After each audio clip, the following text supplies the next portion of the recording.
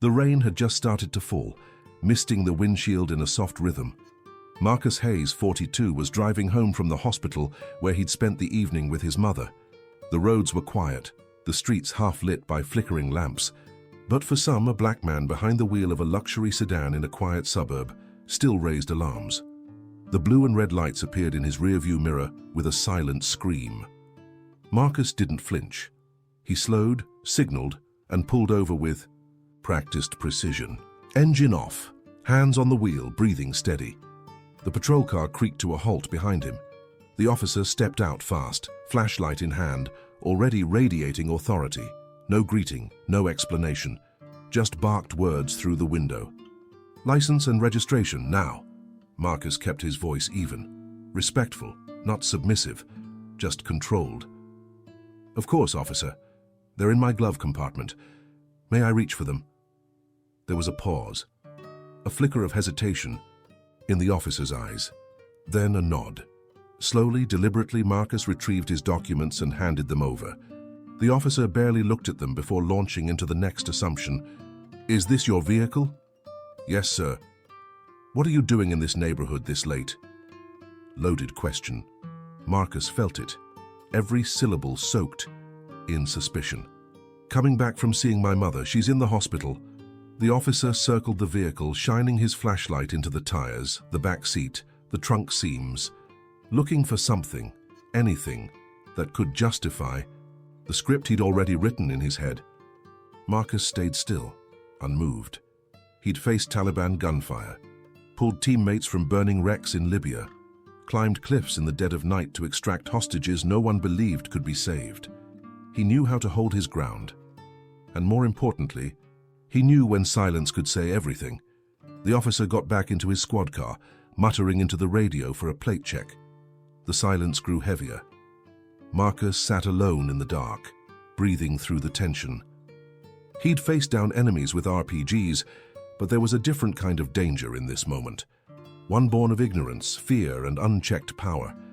And if it came to it, he'd remind this man, calmly, clearly, who exactly he had just pulled over.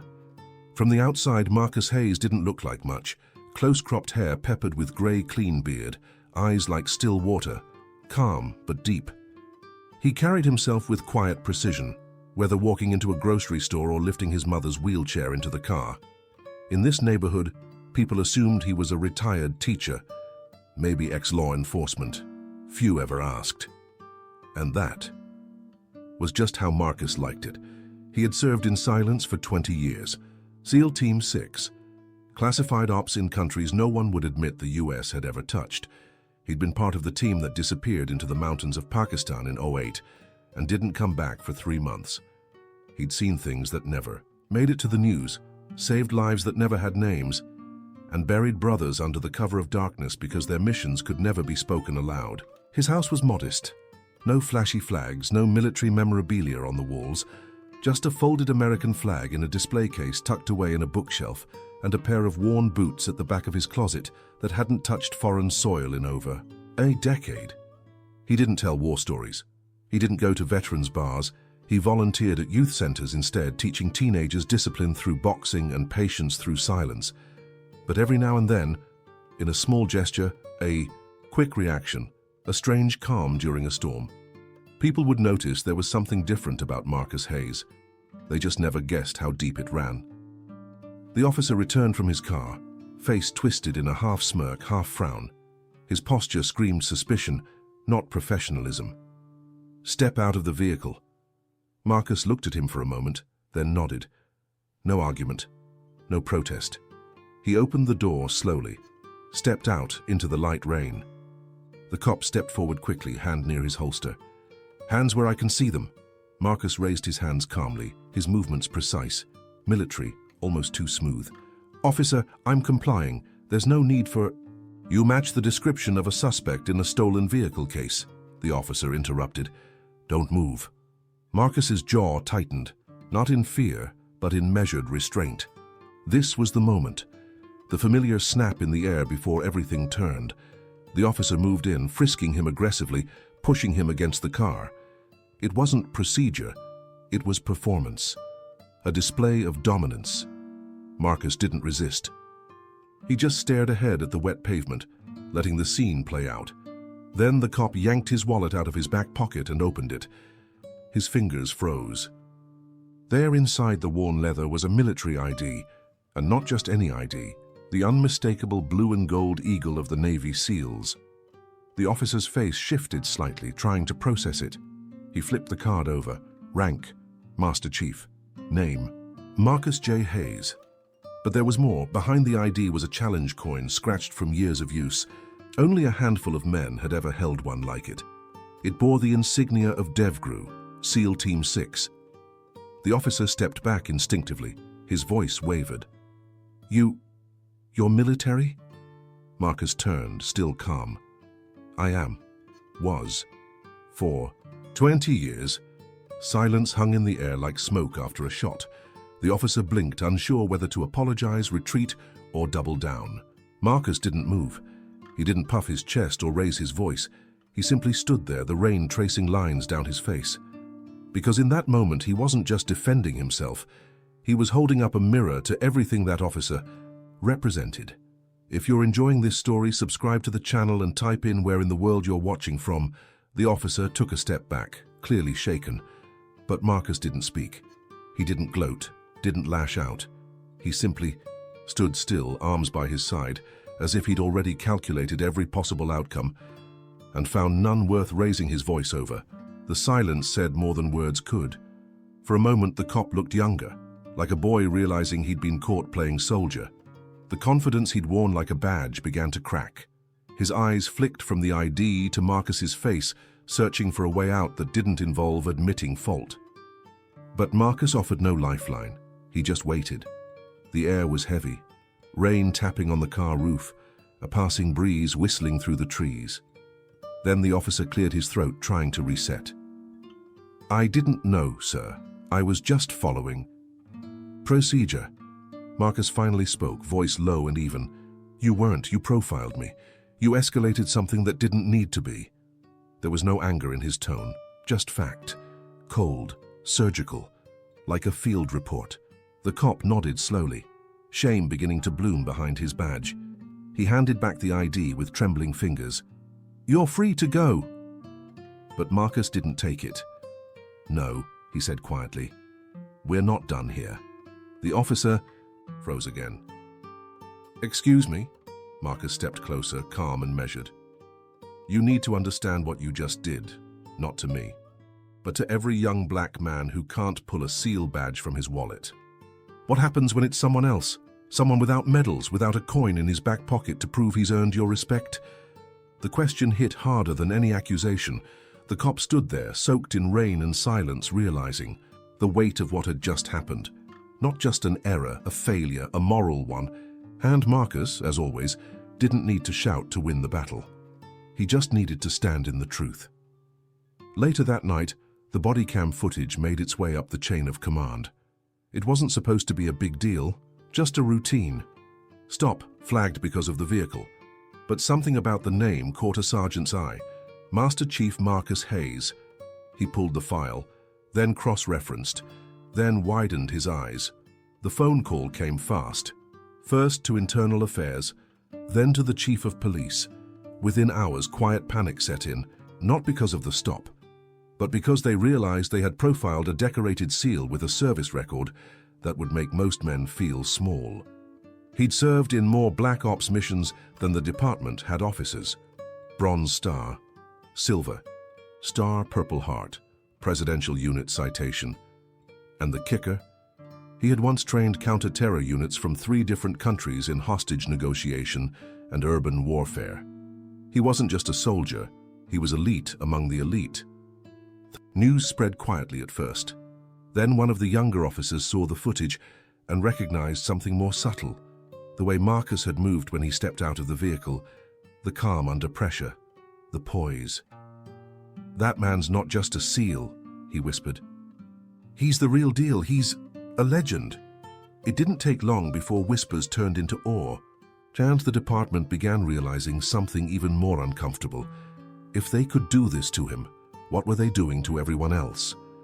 Marcus didn't post about it, didn't go to the media, But the story had already begun to circulate, from squad car to briefing room, from neighborhood stoop to sheriff's inbox.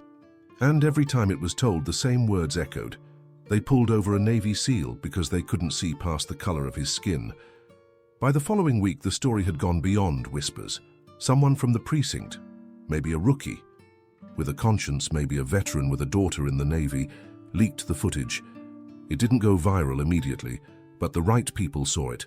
A retired general posted about it on a private forum. Then a military podcast picked it up. And suddenly the video was everywhere. There was no yelling in the clip, no violence. Just a calm man being treated like a criminal, until the badge in his wallet shattered every assumption in the room. The headlines hit hard. Decorated SEAL profiled during routine stop. From war zones to racial profiling, the story of Marcus Hayes. Public reaction was swift, but divided. Some called for the officer's suspension. Others questioned how many similar stories went unheard.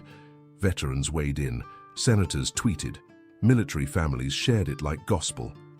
But Marcus stayed silent. He didn't give interviews, didn't attend rallies. He stayed in his home caring for his mother, walking through his neighborhood with the same quiet dignity he always had. But now, eyes followed him everywhere. At the grocery store, a clerk stammered a thank you. At the barbershop, young men stared in awe, whispering his name like a myth come to life. Even the officer who had stopped him, Officer Granger, tried to apologize in person. He showed up on Marcus's porch, hat in hand, eyes lowered. Marcus opened the door slowly. No anger. Just a long, heavy pause. Granger finally spoke. "I was wrong, and I'm sorry. I didn't see you for who you were." Marcus looked him dead in the eye. "You still don't. You think I'm the exception. I'm not. I'm the proof." Then he closed the door. A week after the footage went national, Marcus got a call. It wasn't from the media, not a lawyer, not the mayor. It was from someone he hadn't heard from in years, Commander Bill Travers, his old CO. The voice on the line was slower now, older, but still held that unshakable authority. "Marcus, I know you didn't ask for this, but there's something you need to see." They met quietly, away from cameras, in a secured office on a naval base 2 towns over. Travers laid out a file. Inside were photos, not of Marcus, but of young men, mostly black, some Latino, all recently discharged, struggling to adjust, falling through the cracks. "They don't trust the system anymore," Travers said. "Hell, after what happened to you, who could blame them? But they'd listen to you." Marcus said nothing. "We're starting a new initiative," Travers continued. "Mentorship, reintegration, training, not just as soldiers, as men, as leaders. We want you to help lead it." Marcus closed the folder. The idea made sense. The cause was just. But something in him hesitated. "I didn't come back to lead. I came back to disappear." Travers looked at him, eyes narrowing with the kind of respect you only give to those who've earned every scar. "You didn't choose this spotlight, Marcus, but maybe it chose you for a reason." Marcus stared out the window. Rain tapped gently on the glass. For the first time in years, he felt the quiet call of duty again. Not to a flag or a mission, but to the one still fighting battles no one could see. Marcus didn't sleep that night. He sat alone in the living room, the house dim except for the quiet flicker of an old lamp, and the rhythmic beeping of his mother's oxygen machine down the hall. The file Travers had given him lay untouched on the coffee table. Names, ages, faces, each one a mirror to a younger version of himself. He thought about what it would mean to say yes. It wasn't just about teaching tactics or sharpening minds. It was about stepping back into the fight, not on foreign soil, but here, where the battle was even more invisible, where the enemy wore doubt, despair, and systemic injustice like a second skin. He hadn't wanted the spotlight. He hadn't asked to become a symbol, but the question kept echoing in his head. If not me, then who? His mother stirred in the next room, coughing softly. He stood, checked on her, adjusted the blanket on her frail legs. She opened her eyes halfway, smiled. "You're thinking about going back, aren't you?" He froze. How did you know? Because I know you. And I know. That look on your face. It's the same one you had before your first deployment. She reached up with a trembling hand and touched his cheek. The world needs men who can carry weight and still walk straight. You were born to carry it, Marcus. He sat beside her, tears threatening behind those calm, steady eyes. I just wanted peace, she smiled gently.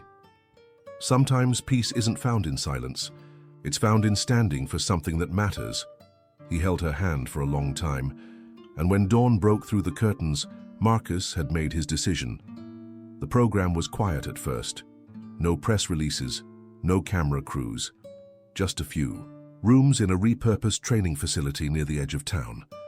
Marcus walked in on the first day wearing jeans, boots, and a plain black t-shirt. No insignia, no rank. But the moment he stepped through the door, the air shifted. There were 12 men in the room, all former service members, all struggling in different ways. Some angry, some lost, all skeptical, until Marcus Hayes stood in front of them. He didn't give a speech. He didn't list his credentials. He just looked them in the eyes one by one and said, I'm not here to save you. I'm here to show you how to save yourselves. It was enough. Over the weeks that followed, he trained them not just in tactics but in discipline, purpose, brotherhood. He taught them to fight the right battles, the ones inside. He taught them when to speak and when to stand still, when to act and when to hold the line. Word spread fast, not through the news but through whispers, through changed lives. And one by one the men under his wing began to rise. One re-enlisted, another started college, one young Marine who had nearly ended. His life 6 months earlier stood up in the middle of a group session and said, I was invisible until I met you. Marcus didn't react outwardly, but when he stepped outside that night, standing alone in the rain, he allowed himself one deep breath, not of pride, of purpose. He was back, not as a warrior, but as a guide. The transformation didn't happen overnight, but it happened. One of Marcus's trainees, Jamal, had once been written off by the system. Dishonorable discharge, drug charges, no job prospects. But now he was mentoring at-risk youth, the same way Marcus had once mentored him. Another Luis went on to become a police liaison for veteran affairs, building bridges in communities where only walls had stood before. The stories kept adding up. A father reunited with his children. A veteran who hadn't spoken in 3 years gave a speech to a packed hall. A former infantryman, once suicidal, opened a gym focused on mental resilience for former servicemen. They all credited the same man, not as a savior, but as the one who reminded them who they were before the world broke them. The impact began to reach beyond the walls of the training center. A city council member requested Marcus speak on veteran homelessness. A retired admiral sent a handwritten note thanking him for continuing the mission stateside. Even a few cops from Granger's precinct asked to sit in on a session, not as authority figures but as students. And then came the letter. It wasn't from an agency, it wasn't official, it was handwritten, shaky, the kind of paper you only see in old hospitals. It was from a mother. One of Marcus's trainees had taken his own life years before. But she wrote to say that the program he started had saved her younger son. I lost one child to silence, she wrote. You taught the other one how to speak. Thank you for giving me back a piece of my heart. Marcus read the letter 3 times before setting it down gently on the table. The work was heavy, but it was changing lives.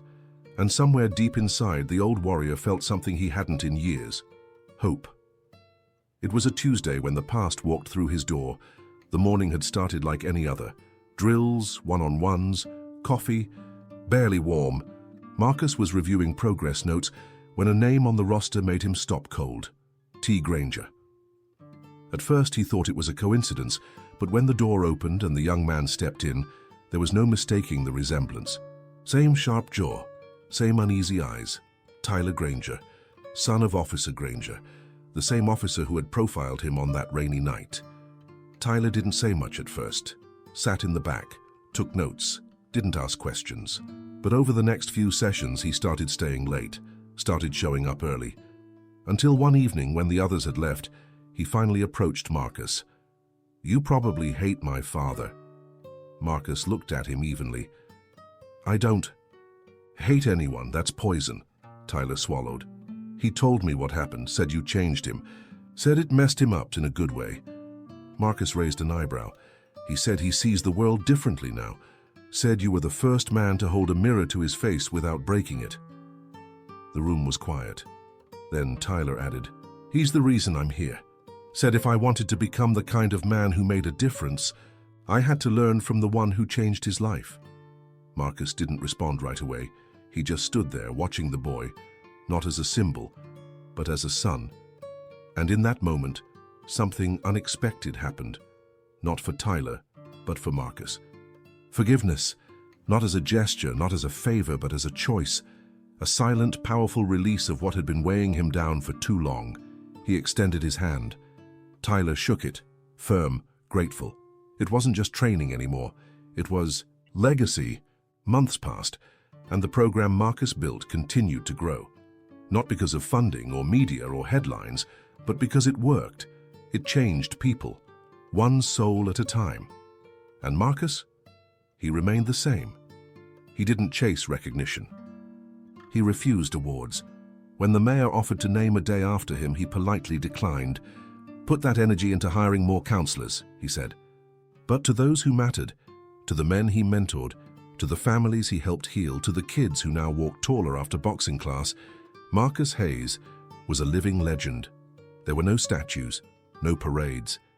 But if you asked around long enough, someone would point you to the quiet man at the edge of the gym, sitting with his mother, a coffee in hand and a faint smile on his face. Tyler Granger graduated the program with honors. On his final day, he gave a short speech. It wasn't rehearsed, it wasn't poetic. "I came here carrying shame I didn't earn and anger I didn't understand. This place, this man, helped me put both down, and I found out who I really am." The room erupted in quiet applause. Marcus just nodded, and when Tyler walked off the stage, he passed his father in the crowd. Officer Granger, no longer in uniform, just a man in civilian clothes, eyes glassy with gratitude. He gave Marcus a slow, silent salute. Marcus didn't return it. He just gave a nod, because respect, when earned the hard way, doesn't need ceremony. That night, long after the lights in the training center had gone out, Marcus stood alone in the ring. The place was silent. The air smelled of sweat and echoes. The punching bag swayed slightly from the breeze of the fans. But Marcus wasn't training. He wasn't teaching. He was remembering. The faces, the losses, the missions that went right and the ones that didn't. The brothers buried in silence. The orders followed without question. The fear that had once defined him and the discipline that had reshaped it. He had spent half his life in war zones, but the last few months had taught him something he never learned overseas, that the hardest fight was learning how to live in peace.